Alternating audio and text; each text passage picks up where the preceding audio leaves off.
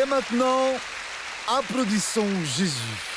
Vous savez, mes amis, qui êtes ici à Sao Paulo, à l'église, ou vous qui êtes éparpillés un peu partout dans le monde de Dieu, si nous avons reçu tout cela reçu de Dieu, ce n'est pas que nous soyons spéciaux, mais c'est que nous avons appris à utiliser le nom de Jésus. En ce nom, il y a tout le pouvoir dont nous avons besoin. La personne peut être abandonnée si elle a la compréhension qui vient de l'œuvre de l'Esprit Saint dans la prédication de la parole ou dans la lecture de la Bible. Au nom de Jésus, ce que ce nom peut alors faire, cette personne peut, en ouvrant et fermant les yeux, elle regarde en l'air alors elle devient une personne victorieuse, une personne qui prend possession de la bénédiction. Je suis certain qu'aujourd'hui, Dieu va faire cela dans votre vie. Peut-être que vous ne l'avez pas encore compris, mais quand la parole de Dieu vous est adressée, ce que Dieu vous enseigne, c'est pour vous sauver de toutes les situations adverses. Une personne peut avoir passé toute sa vie sans avoir rien obtenu, une vie problématique, désespérée, en détresse, en souffrance. Peu importe quelle est l'œuvre de l'ennemi, une ou toutes les œuvres qu'ils entreprennent dans votre vie. Au moment où vous apprenez le pouvoir du nom de Jésus, croyez-moi, Dieu entre en action et bénit. Dans la première lettre aux Corinthiens, chapitre 15, ici Paul nous parle de la bonne nouvelle qui nous arrive. Nous savons déjà que l'évangile, c'est un mot d'origine grecque qui signifie bonne nouvelle.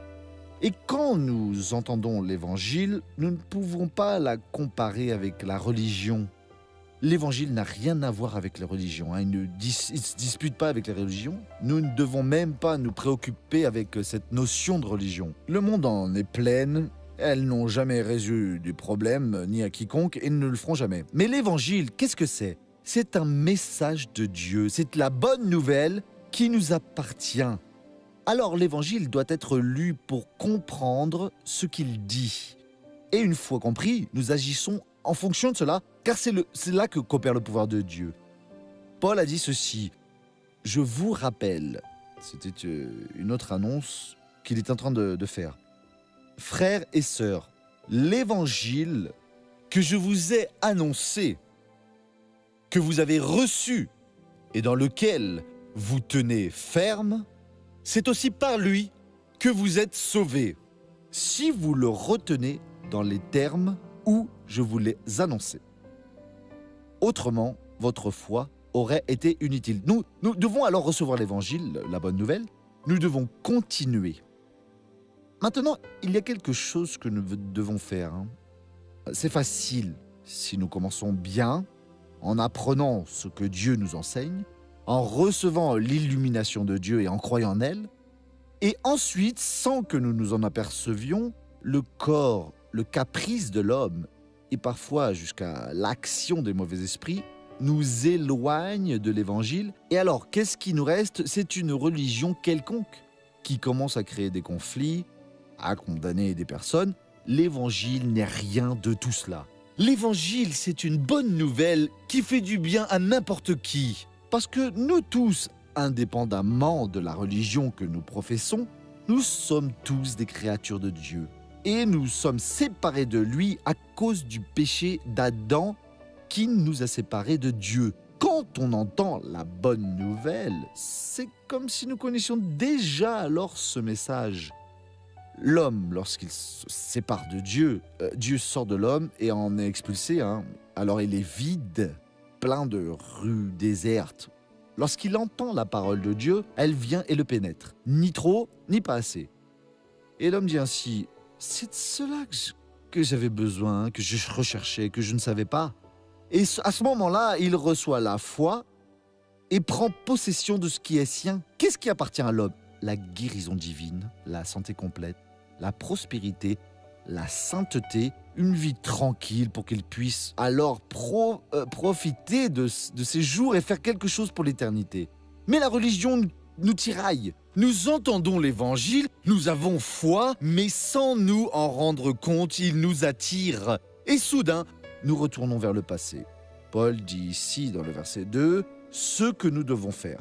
c'est aussi par lui que vous êtes sauvés. La salvation, c'est la plus grande bénédiction. Celui qui réussit tout peut faire beaucoup de choses. Celui qui réussit peu ne peut pas faire grand-chose. Lorsqu'il dit ici, c'est par lui que vous êtes sauvés, notre statut a changé. Il parlait ici de la bénédiction, la plus grande. C'est par lui que nous sommes guéris. C'est par l'évangile, par la bonne nouvelle. Ce n'est pas par le mérite. Ce n'est pas grâce à l'argent que vous donnez à l'église. Non, je suis allé à l'église, j'ai fait un grand don et Jésus m'a guéri. Non, rien de tout cela.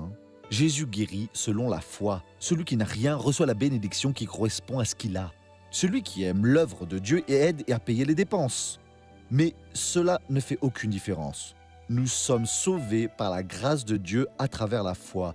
Quand nous entendons la bonne nouvelle, nous nous remplissons de foi et avec cette foi, nous brisons le pouvoir du diable. Nous nous délivrons du mal et nous sommes libérés. C'est ainsi que nous sommes sauvés, guéris, que nous prospérons. Nous réussissons à sauver notre mariage, à nous défaire des œuvres du mal pour nous libérer des vices, des choses malhonnêtes.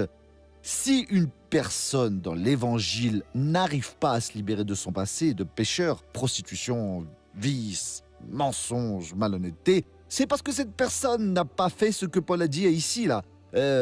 C'est aussi par lui que vous êtes sauvés si vous le retenez.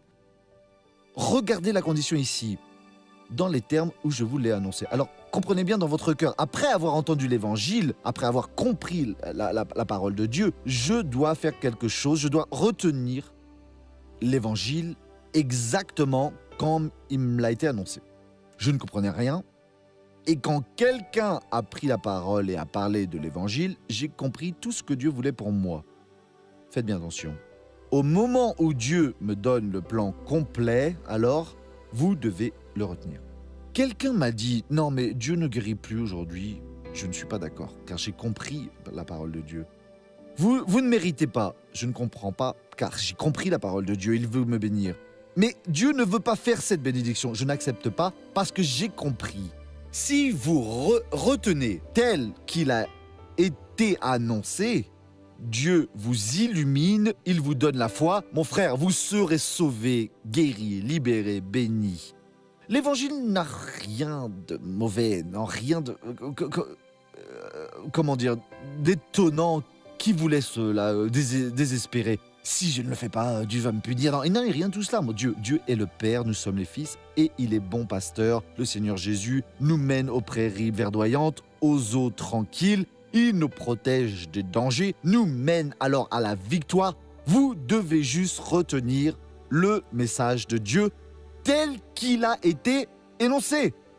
Ainsi, vous commencez à grandir dans la grâce du Seigneur. Vous retenez et l'ennemi va essayer. Ces nouveaux amis qui se disent alors importants, ou alors même le démon qui va lui aussi essayer alors de vous faire changer. Non, j'ai entendu, j'ai foi, et je vais continuer au nom de Jésus.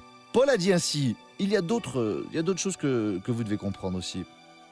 Si vous le retenez dans les termes où je vous l'ai annoncé, autrement, votre foi aurait été inutile.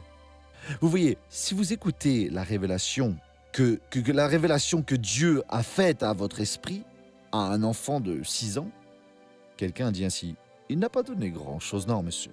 J'ai bien compris qui est Dieu et ce qu'il veut de moi. Bon, évidemment, je ne peux pas comprendre tout dans le monde, mais Dieu, je l'ai compris. Et tout cela est rentré et ça ne sortira jamais de mon cœur. J'avais du plaisir. Ceux ici qui ont mon âge doivent s'en souvenir, nous les évangéliques, nous étions persécutés. Les gens riaient et se moquaient de nous parce qu'ils disaient que nous étions des débiles mentaux, des gens qui raisonnaient peu, la honte de la société. Et moi, j'avais du plaisir en prenant ma Bible, la Bible sacrée, c'est ce que je faisais. Je priais et Dieu me bénissait. Je demandais et Dieu me répondait. Mon frère, que se passe-t-il avec votre foi? Missionnaire, on dirait que Dieu ne m'aime pas. On dirait que le ciel au-dessus de ma tête est en bronze, ma prière ne passe pas. Ce sont des paroles du démon, ça. Si vous revenez à la simplicité de l'évangile, il n'y a rien de compliqué. Ce sont les hommes qui compliquent les choses. Et vous croyez alors, ce que vous ressentez, avec cette prière, en priant et en croyant, vous verrez que Dieu opère. Maintenant, si vous ne retenez pas le message tel que Dieu alors l'a mis dans votre cœur, alors qu'est-ce qu'il va se passer dans votre vie? Vous allez croire en vain. Et beaucoup de gens croient en vain. Mais je crois en Dieu et Dieu ne me bénit pas. Mais pourquoi ne bénit-il pas si Dieu est le Père? C'est parce que vous avez perdu la simplicité de l'Évangile. Je vais lire à nouveau pour vous. Ce que Paul dit, c'est... C'est où? C'est aux Corinthiens. Ah, ici. Je vous rappelle, frères et sœurs, l'Évangile que je vous ai annoncé, que vous avez reçu et dans lequel vous tenez ferme.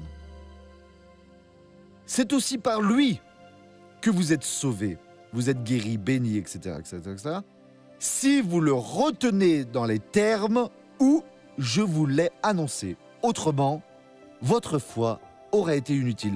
Mais qui croit en l'Évangile ne croit jamais en vain. Amen. Laissez-moi faire une prière ici. Père, je sais que mes mots sont faibles, car ce sont les miens. Mais quand ils sortent avec onction, avec les armes de la justice que le Seigneur nous a accordées, elles sont très puissantes pour détruire des forteresses, pour défaire n'importe quelle œuvre du mal, n'importe quel sentiment dans n'importe quelle vie. Et Dieu, je suis certain qu'aujourd'hui, Seigneur, tu as déterminé la bénédiction pour ce peuple. Et ton nom va tous les bénir maintenant. Ta gloire, Amen. Maintenant, regardez-moi ici. Ces jours-ci, Dieu m'utilise beaucoup, ce n'est pas rien, pour prier pour ceux qui ont des problèmes aux genoux. Alors je voudrais prier pour vous. Quand Dieu m'utilise ainsi, je prends plaisir à prier. Je vais prier, disons-le ainsi, de la ceinture à la plante des pieds, car parfois le problème n'est pas dans le genou. Il est là, dans une petite vertèbre, c'est le nerf qui cause tout cela. Et Dieu va bénir maintenant. Vous avez un problème d'ici jusqu'en bas?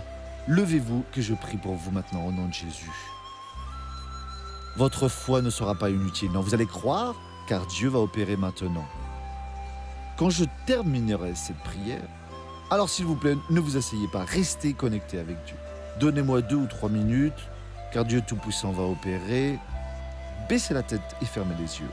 Seigneur Dieu, au nom de Jésus, je viens à toi, en faveur de toutes les personnes qui sont debout ici. Certaines, mon Dieu, ont de sérieux problèmes aux genoux, qui peuvent venir de la colonne, Père, dans la vertèbre, il y a un pincement au niveau du nerf, ou cela peut venir du genou lui-même. Elle a eu un accident, elle est tombée, trébuchée, elle s'est cognée dans un meuble ou souffre d'arthrite, d'arthrose, d'arthrite rhumatoïde ou autre mal là, dans un petit endroit, dans la rotule, n'importe où. Oh Père, je te demande maintenant, au nom de Jésus, descends avec ton pouvoir sur ce genou. De la ceinture jusqu'à la plante des pieds. Père, descends ton feu maintenant. Feu de Dieu, brûle maintenant tout le mal. Détruis tout le mal. Seigneur, je vais utiliser l'autorité que, Seigneur, tu m'as donnée pour bénir ces personnes.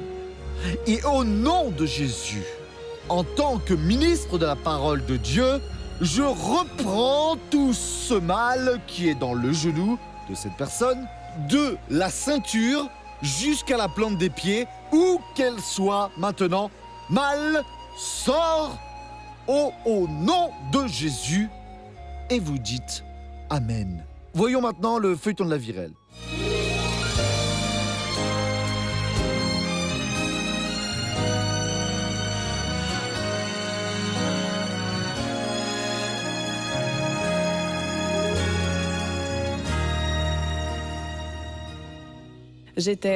Disons que j'étais perdue, oui. Vous savez, parfois je sortais de chez moi, je n'avais aucune envie de rester chez moi.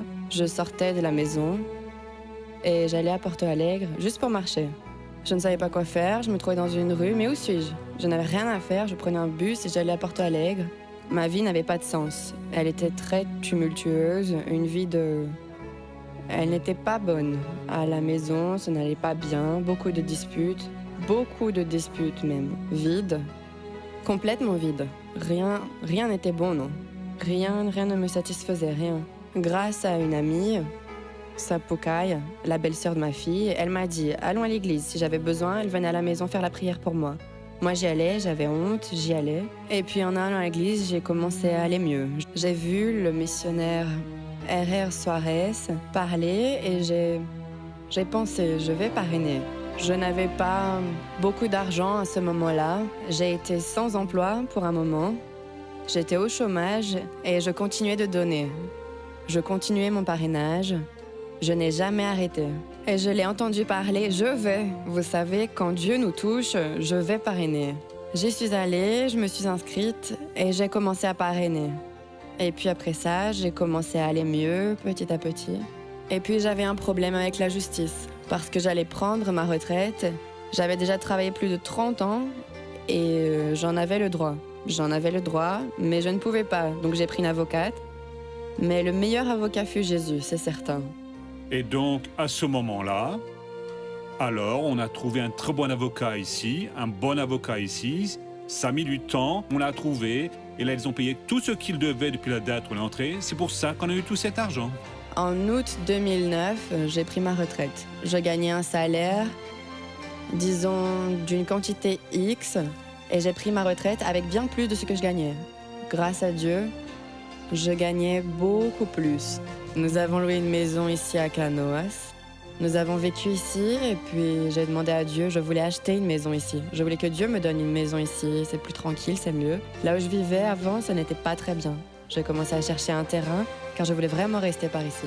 Il y avait ce terrain ici, on en a vu d'autres et nous avons réussi à acheter celui-là. Et on a habité ici, on a payé le loyer.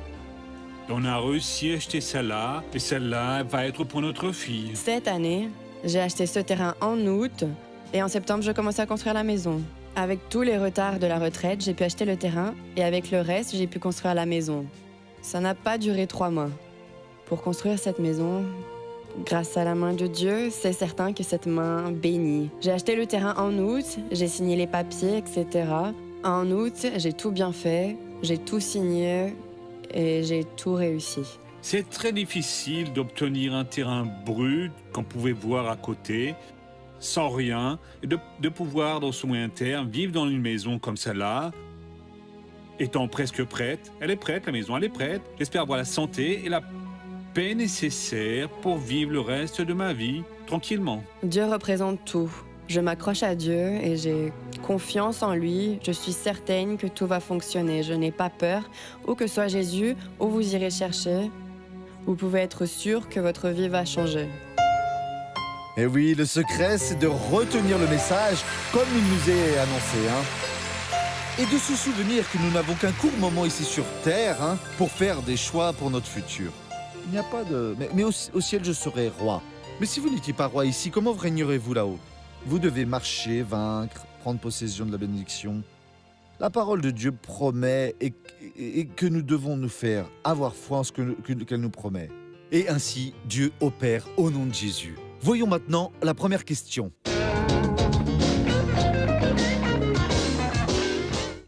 Missionnaire, comment pouvons-nous défendre la foi chrétienne ? Je n'ai pas vu Jésus parler de cela dans la Bible, défendre la foi chrétienne. Cela n'existe pas. Nous devons prêcher la bonne nouvelle. Les gens aujourd'hui, au lieu de prêcher l'évangile, ils prêchent la religion. Quand vous prêchez une religion, vous entrez en conflit avec une autre. Et cela crée des problèmes. Oubliez la religion. Prêchez la foi. C'est plus ou moins comme ça. Excusez la comparaison.